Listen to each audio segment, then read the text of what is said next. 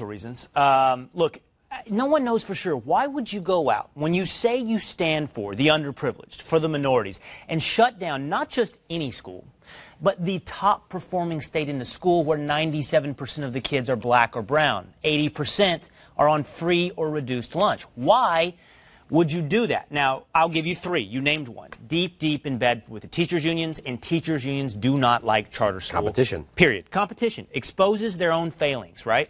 Number two, he hates and he has a vendetta against the founder of this particular school. Now, Andrew, if that's the case, if that's Eva Moskowitz? That's Eva Moskowitz, okay. And she was a councilwoman when he was a council member as well, and they had a rivalry, and he has said she should not be tolerated, she should no longer have her run of the place. And she's a Democrat. She's a Democrat.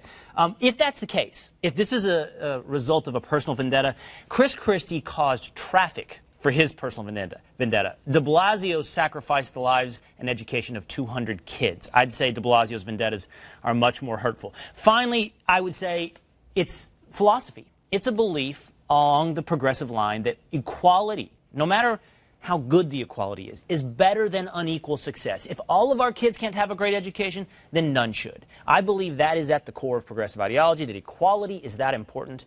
And here was an example.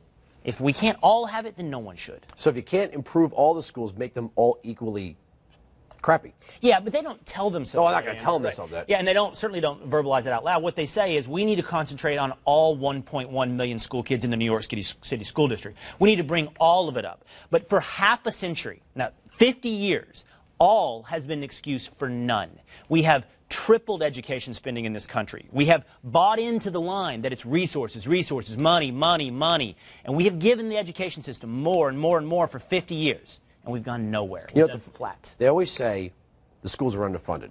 And if you pull out a pen and paper and go, okay, how much you need to run, they'll always say they're underfunded, because if you write down on a piece of paper a number, then that's the number they're accountable for, and they can't say, well, they're underfunded. Well, we gave you what you needed. You still didn't make it work. Accountability is key there. They don't need anything, a metric, a test, a competitor, to show where they have been failing. They don't want those things to exist. Now, my favorite form of accountability, because it is proven to work from everything from cell phones to athletic shoes, is voting with your feet. Go to the product you find is the best, right?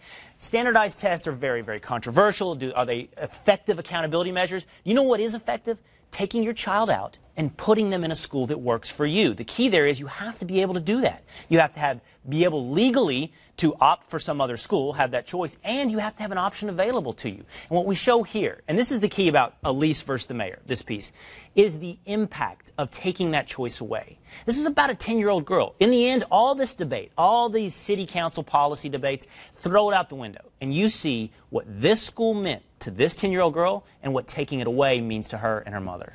You sit at a table every night here where there's vibrant discussion. I feel like this is one of those things where whether you're a moderate Republican, a slightly center-right, very conservative, libertarian, I feel like this is the thing that at the state, local, and federal, and across the Republican spectrum, we all agree. We all agree that charter schools and a competitive school environment can fix this problem. Isn't this the message that every single Republican should be marching into these neighborhoods with? 2 points. I would broaden your spectrum, not just from center-right to libertarian, but it actually encompasses center-left as well. This fight in New York City, it manifested in, and I don't want to give away too much of Elise versus the mayor, because there'll be future episodes, but it manifested in a debate amongst Democrats. It's the progressive, hard left wing like Bill de Blasio against the moderate left who has been somewhat of a champion of charter schools. But as far as Republicans go, you know why this is something we should champion, Andrew? It's for the same reason I did this piece, because we can tell a story here. We can show people. We so often talk about these books you've got over here, Bastiat and Hayek and these kind of things, and that's lost on a lot of people. But stories resonate, and Democrats always have stories because they always have victims. This is a story we can show that does a couple things. It shows what we stand for and the hypocrisy of what they do not stand for, despite what they say. Usually the dialogue goes, well,